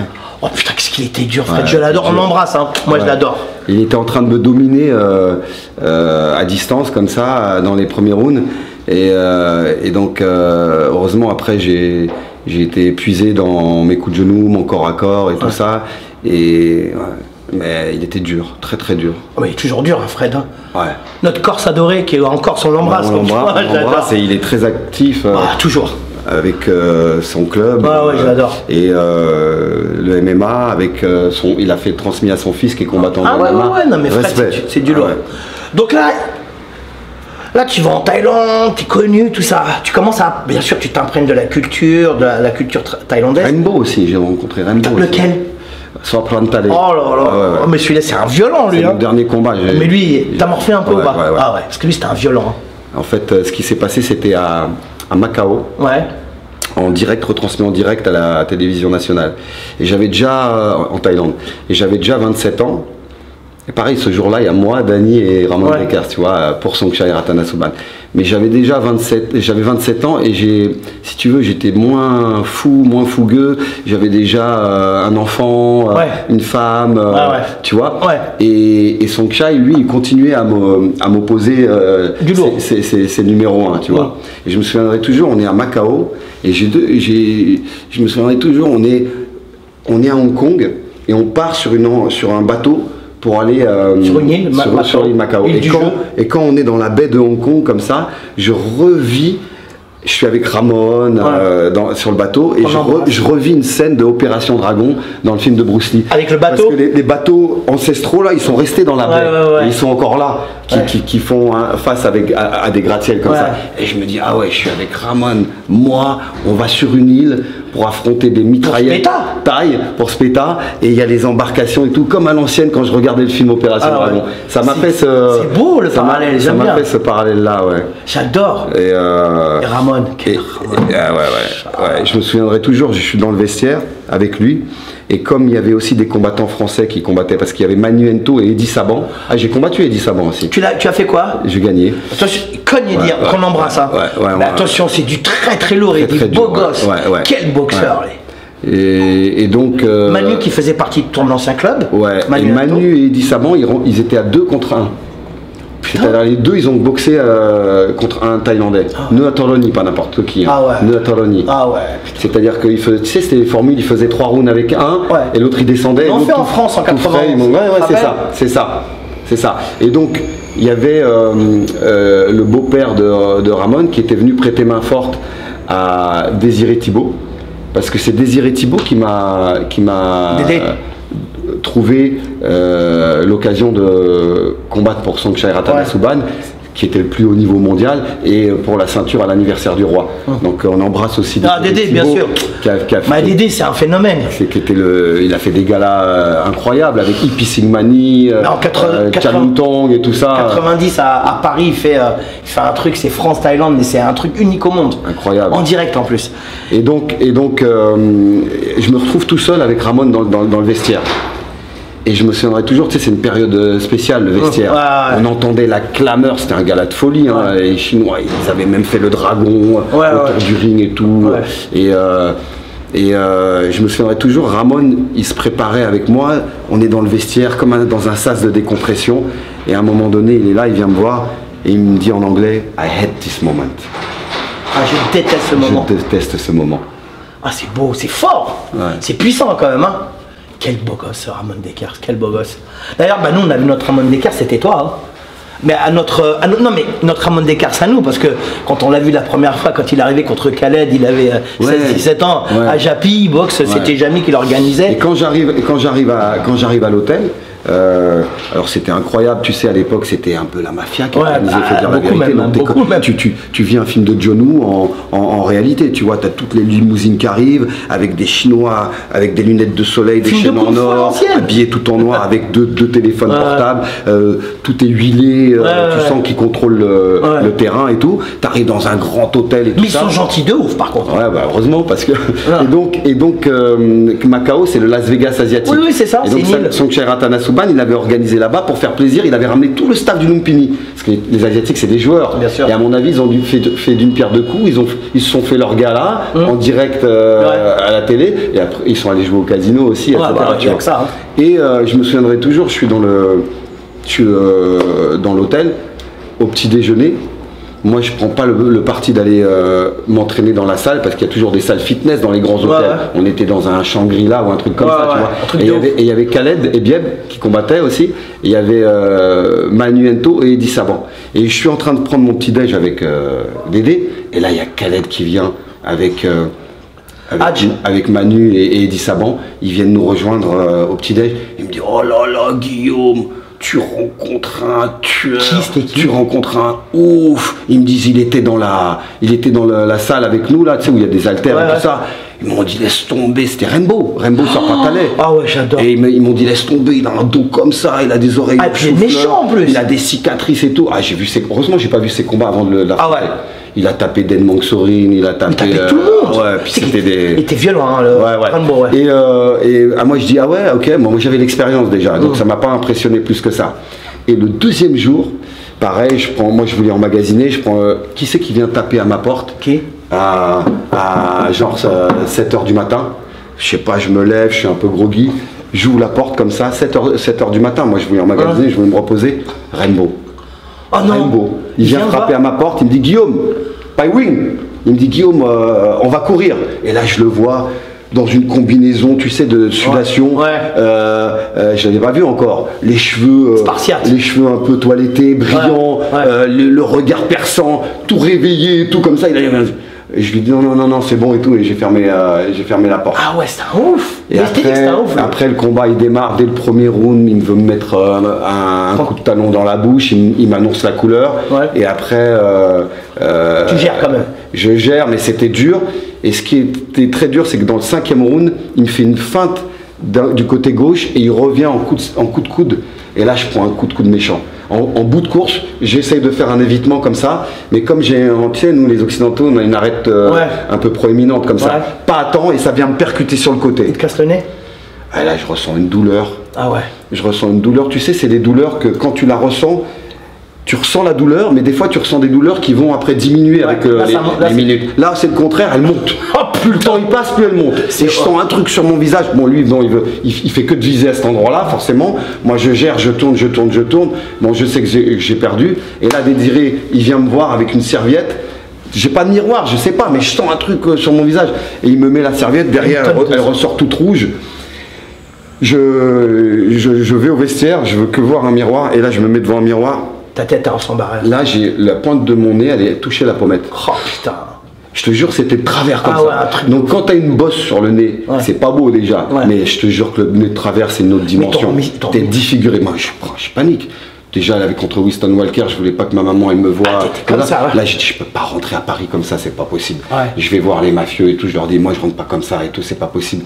Ils m'ont monopolisé une limousine super bien traitée, tout ça. On arrive à l'hôpital, c'est le service des urgences, il y a une file d'attente hyper longue, on passe devant tout le monde. Il m'assoit devant un vieux chinois comme ça qui me regarde et tout comme ça. Il me met une tige dans la narette, dans la narine, là, dans l'arête de la narine, et là il me clac, tu vois, parce que ça faut le remettre quand c'est chaud, il paraît. Parce qu'après là. Et il me le remet comme ça et tout.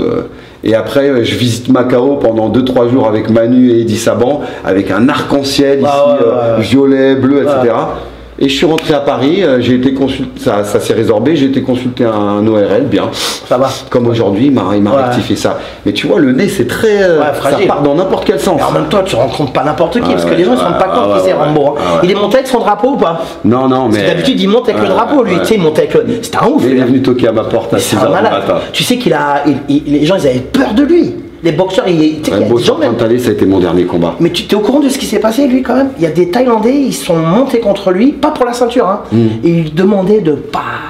Non, mais je de sais gérer. qu'il y a une vidéo mythique de Rembo Sarpantale au Lumpini où il se met KO tout seul. Ah bon? Ouais, elle est mythique cette vidéo. C'est-à-dire quoi? C'est contre Den Mongsorid. Il lui fait la saisie de jambe. Ouais. Et il lui fait la technique en thaïlandais, on dit Troina. Troina, ça veut dire c'est les laboureurs de champs, tu sais, qui lèvent un appareil comme ça avec des points et puis qui tracent des sillons. Ouais. Et donc cette technique-là, à l'époque, avant Nam Kabuon, c'est Nonki, lui c'était sa spécialité. Il t'attrapait la jambe comme ça et il courait à travers le ring et il attendait le rebond des cordes pour que ça fasse double impact. C'est interdit aujourd'hui. C'est interdit à cause de lui. Ouais. C'était trop. Lui, et ça gâchait un peu les combats. Donc là, c'était encore autorisé. Et Rembo, il fait un combat de ouf contre Den. Il lui attrape la jambe. Troina, il court à travers le ring. Et quand il y a le rebond de Den Mongsoring dans les cordes, il saute pour lui mettre le high kick, sauf qu'il passe par-dessus les cordes et il tombe le crâne contre le béton. Et il est KO. Ouais. Quel boxeur celui-là, quel boxeur.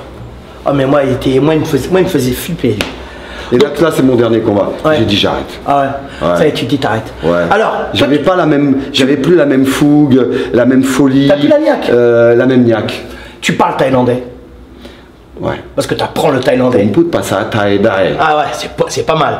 Donc tu parles thaïlandais. Toi aussi un peu. Un petit peu, mais. Nitnoy. Ah, Nitnoy. Mais Léo. Chacha, tu vois. On est obligé, tu sais, on aime, moi, tu sais, moi j'aime cette culture, j'aime cette ambiance bouddhiste, j'aime cette pensée, enfin, t'es comme moi, enfin, tu vois. Donc tu parles thaïlandais. On va partir un petit peu à gauche, parce que là, tu nous as fait rêver, hein, quand même. Hein. Moi, tu m'as fait rêver. Hein. Là, je vais pas te mentir. J'ai l'impression que j'étais avec toi dans les vestiaires, dans la Thaïlande. Enfin, bref. Mais c'est un peu le résumé de ce que j'ai vécu. Pour moi, si tu veux, j'ai nourri un rêve. Ouais. Et je sais pas comment je me suis engagé là-dedans. Et à un moment donné, mon rêve, ma réalité a rejoint mon rêve. Ouais. Ah, c'est magnifique ce tu vois, que tu quand dis. j'arrive à Palang et que tout ce qu'on vient d'évoquer là, c'était ce dont j'avais rêvé et ça se produisait.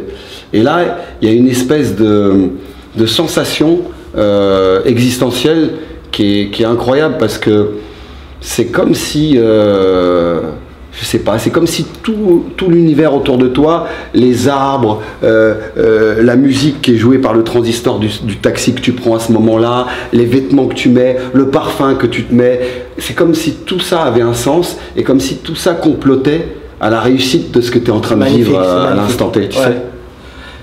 C'est comme si en fait. Réalité qui rejoint. Ouais, c'est comme si tu te dédoublais, tu te regardais. Tu te regardais, non, un Au peu. début, il y a un décalage. Ouais. Au début, tu t'accroches à ton rêve parce que c'est pas sûr que tu vas l'atteindre. Et le chemin qu'il y a pour l'atteindre, il est. Parce que tu étais prêt à souffrir aussi. Comment? Tu étais prêt à souffrir. Non, mais si tu veux. J'étais pas intéressant pour les gens de mon âge à l'époque. J'étais pas fréquentable. Ouais. Parce que moi j'étais complètement ailleurs, en décalage, et je mangeais Muay Thai. Ouais. Tu vois ce que je veux dire? Horrible. Avant de dormir, la dernière pensée ou le rêve que je faisais, c'était Muay Thai. Et la première pensée qui me venait à l'esprit quand je me réveillais, c'était le Muay Thai. Mais est-ce que tu n'as pas eu à un moment cette sensation de, comme tu dis là, c'est un truc existentiel, c'est très beau ce que tu dis, t'as pas l'impression que tu te dédoublais pour te regarder? Si. Tu vois, regarder, vivre, et tu te disais, ah ça c'est bien, ça je vais faire ci, ça. Et tu te regardes vivre et tu te dis, bah je vais faire ci, je vais faire ça. Et puis tu as l'impression que tout ce que tu fais, bah ça va, ça s'emboîte bien. Tu vois, et donc tu arrives à 28 ans, tu arrêtes de combattre, tu te dis stop. 27, 28, ouais. Tu dis stop, ça y est, j'arrête, j'ai plus la niaque. Bon, tu as commencé tôt aussi, hein. Et même c'est une longue carrière déjà, 28 ans. C'est ça, un boxeur, si tu veux, un homme qui fait de la boxe par exemple. Il a l'âge qu'il a dans la vie, entre sa date de naissance et maintenant, mais il a l'âge qu'il a dans la boxe aussi. Ouais, bien sûr. C'est-à-dire il y en a, ils ont, tu vois, les Thaïlandais qui commencent à 8 ans, quand ils arrivent à 27 ans, 28 ans, ils ont, je sais pas, ils ont un âge, tu vois ce que je veux dire, qui n'est pas le même que celui qui a commencé, bien sûr. C'est pas le même âge. Bah non, bien sûr. Donc, tu parles thaïlandais, tu te nourris de la culture thaï, est-ce que tu tombes amoureux d'une Thaïlandaise? En Thaïlande? Ouais. Oui, alors en Thaïlande, si tu veux, moi quand je suis allé en Thaïlande, à l'âge de 16-17 ans, et après quand j'y suis retourné au Rapalong à 18 ans, j'ai découvert la sexualité en même temps. Ouais. C'est vrai. Bah oui. Et donc c'était une autre époque, si tu veux. C'est-à-dire que, je sais pas, on a l'impression que la sexualité, de par peut-être l'empreinte ancestrale du bouddhisme, Ouais. elle n'est pas regardée, considérée comme peut-être un péché véniel issu des religions monothéistes judéo-chrétiennes, Ouais. tu vois. Ouais. C'est un peu... C'est pas un plaisir péché, quoi. Voilà, donc oui, j'accède à la sexualité aussi. Et quand je suis tombé amoureux 10 000 fois là-bas. Donc, alors, on va parler de l'homme à côté. C'est un interview je pourrais t'écouter pendant des heures. Mais il y a un ordre chronologique quand même. Donc tu reviens, tu donnes des cours dans le 18e depuis de longues années dans un gymnase qui s'appelle... Au boulevard Ney, au 101 boulevard Ney. Ça fait combien de temps que tu donnes des cours là-bas? Je sais même pas moi, ça doit faire quoi, 20, 25 ans? J'ai commencé au Cagine à donner des cours. Oui, je me rappelle. Ah bah oui, chez la dame... Madame Delange. Madame Delange, Paix à son âme. Ouais, paix à son âme, mais qui m'avait demandé, moi à l'époque, de donner des cours. Il y avait du kick et il y avait comment ça C'est la s'appelle? folie, t'as vu, on évoque des choses et puis on se rend compte qu'il y a des gens qui sont plus là. Ah ouais, comment elle s'appelle cette dame? Elle était plus là, elle est morte très jeune en plus, Madame Delange. Elle avait quoi, 50 et quelques balais quand elle est décédée. En plus, elle était mignonne, elle était gentille comme tout. Ça me rappelle quand moi Il y avait Calendrier qui donnait des cours Alain là-bas. Calendrier, exact. Alain, elle était à la rue des Talendiers au début. Et elle m'avait dit, monsieur Zetoun, vous voulez donner des cours chez moi? J'ai dit non, moi je suis au club de minutes chez Sandris. Et moi je suis réglo, tu vois. Ouais. Et peut-être que si je l'avais écouté, bah, ça aurait été... Enfin bon, bref, ça c'est une autre histoire. Donc toi, tu as commencé à donner des cours là-bas, je m'en rappelle. Oui, alors je me suis, si tu veux, il y a aussi eu on a sauté une petite étape existentielle. C'est laquelle? Qui, je pense, concerne beaucoup de combattants qui ont fait carrière et qui ont consacré comme ça toute leur énergie physique et intellectuelle dans un art et dans un domaine. Ouais. C'est-à-dire que tout à l'heure, j'avais dit que ma réalité avait rejoint le rêve que je nourrissais et que c'était... Mais finalement, quand tu vis un feu d'artifice pendant des années, tu vois, je te passe, tu connais l'ivresse du triomphe, la reconnaissance, etc. Mais quand ça s'arrête, ça retombe. Quand ça s'arrête, c'est dur. Ouais, ça retombe. Ça retombe. Et donc là, j'ai une période difficile. Ah ouais. Tu vois, difficile. Ouais, bah ouais. Parce qu'il faut que tu te reconstruises en tant qu'homme. Il faut se reconstruire en tant qu'homme, il faut trouver une place dans l'échiquier social. Ouais, grave. Donc à ce moment-là, j'avais dans mon club un camarade de club qui travaillait dans un groupe de sécurité qui s'appelait à l'époque le GIPR à la RATP, qui s'appelle Cadam Bourdon, un Laotien qui a un club d'ailleurs. Et on l'embrasse, parce que c'est mon pote, hein. Ah bah ouais, il est en banlieue là, il est dans le Georges là, je sais plus quoi là, 77 ou ouais là-bas là, Georges, il avait cours et tout ça, que j'embrasse, j'adore Kadam, tout ça, c'est quel combattant c'était. Et donc c'est l'époque où j'ai une femme, où j'ai, tu vois, où ça retombe et il faut trouver une place dans l'échiquier social. Et lui, il m'avait dit, bah tiens, il y a un groupe d'intervention qui recrute sur des profils martiaux, sport de combat, etc. Et il m'a donné un dossier. Et comme ça, c'est parti pareil du club de boxe thaï. J'ai pris le dossier, je l'ai rempli, je l'ai donné. Et après, j'ai pu comme ça, si tu veux, rentrer dans l'échiquier social et avoir à occuper une position, avoir une stabilité. Et puis tu vois, quelque part, je savais rien faire d'autre. Je ne savais rien faire d'autre. C'est-à-dire que, tu sais, à tout donner dans un art comme ça, toutes tes forces vives sur des années, tu te marginalises, bien sûr. Ton champ de compétences il devient très restreint. Bien sûr. Moi aujourd'hui je ne sais pas planter un clou, je ne sais pas changer une roue de voiture, je ne sais rien faire d'autre. T'as rien quoi. Bah, c'est comme on sait rien faire d'autre que de la boxe. Hein. Tu vois. Bon après on est quand même, enfin je veux dire on a une belle étoile aussi. Et donc je travaille comme ça, et c'est fini le feu d'artifice, etc.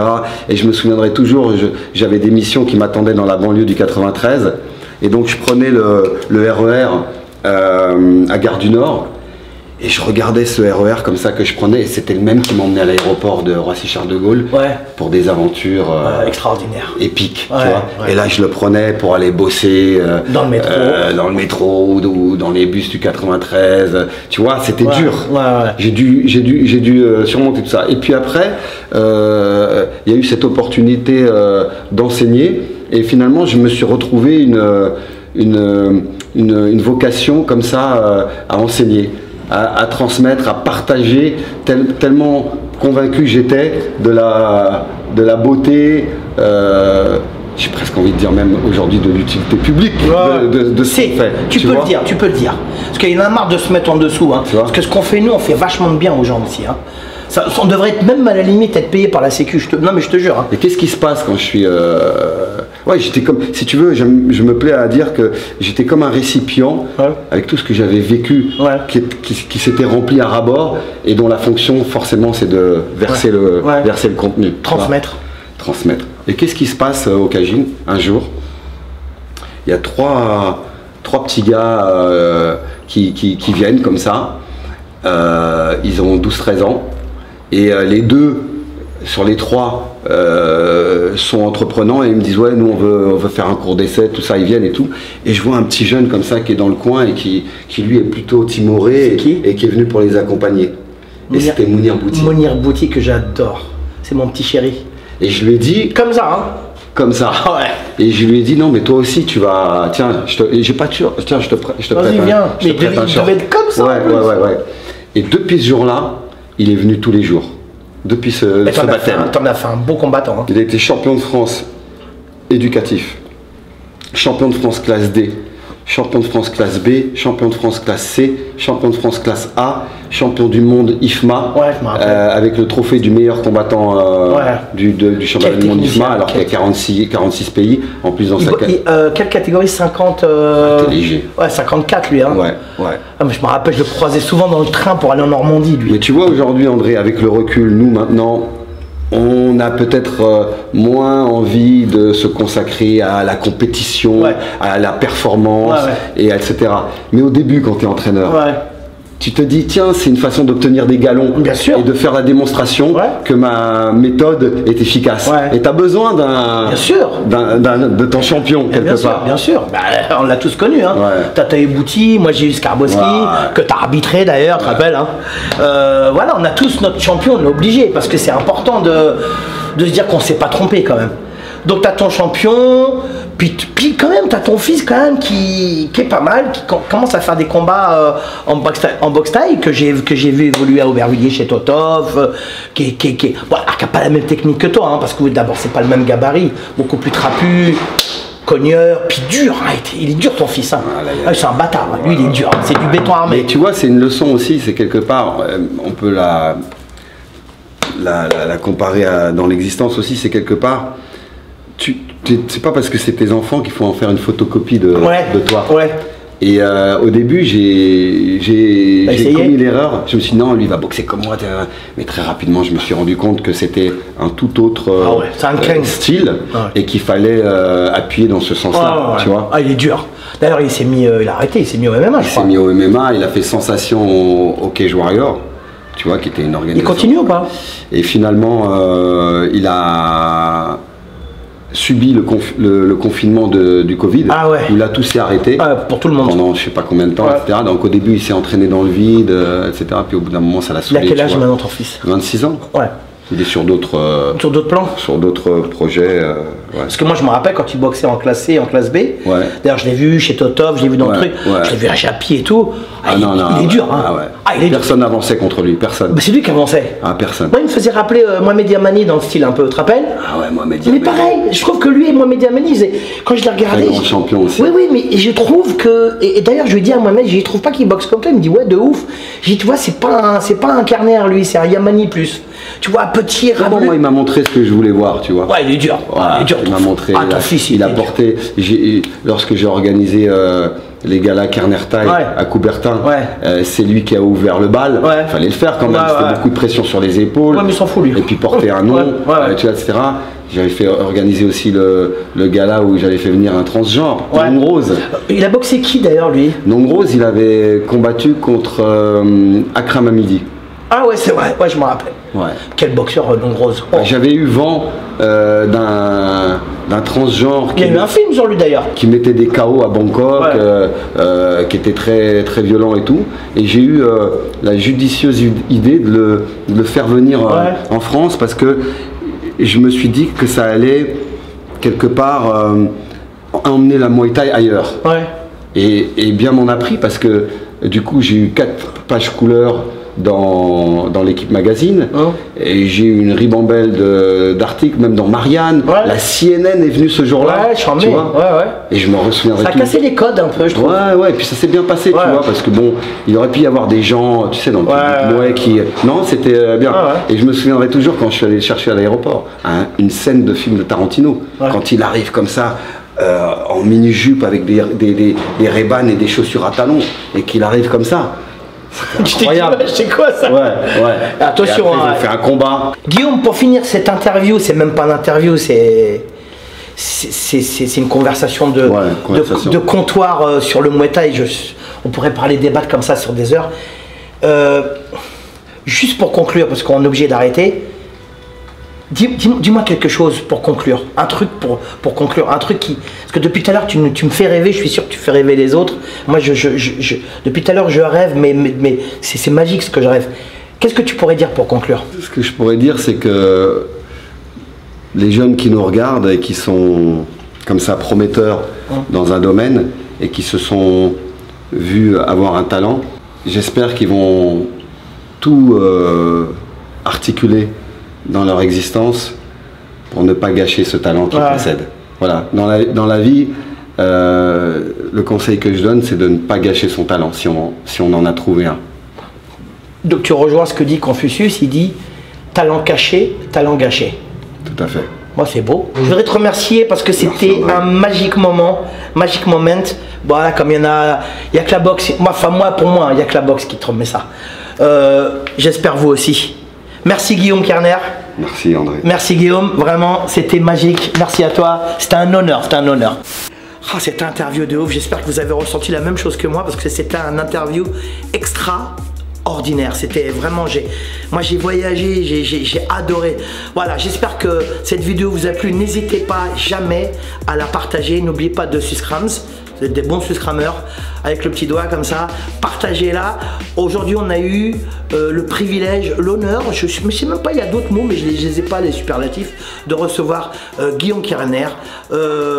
N'hésitez pas à aller sur YouTube, il y a pas mal de ces combats sur YouTube, c'est extraordinaire. Moi je suis fan de Guillaume Kerner depuis tout le temps. On n'a pas beaucoup d'âge d'écart entre lui et moi, on a 3 ans, mais bon, moi c'est comme les boxeurs Ramon Decker, que Guillaume Kerner c'est là-haut toujours, et ça restera toujours là-haut. Guillaume, bon, on va dire au revoir à Guillaume, il est là. Voilà. C'était un grand plaisir. Merci Guillaume, merci, c'était vraiment, voilà, vous avez eu la chance, franchement c'est un privilège. André, un grand plaisir, vraiment. Merci beaucoup. Putain, tu connais tout, c'était vraiment, on partageait,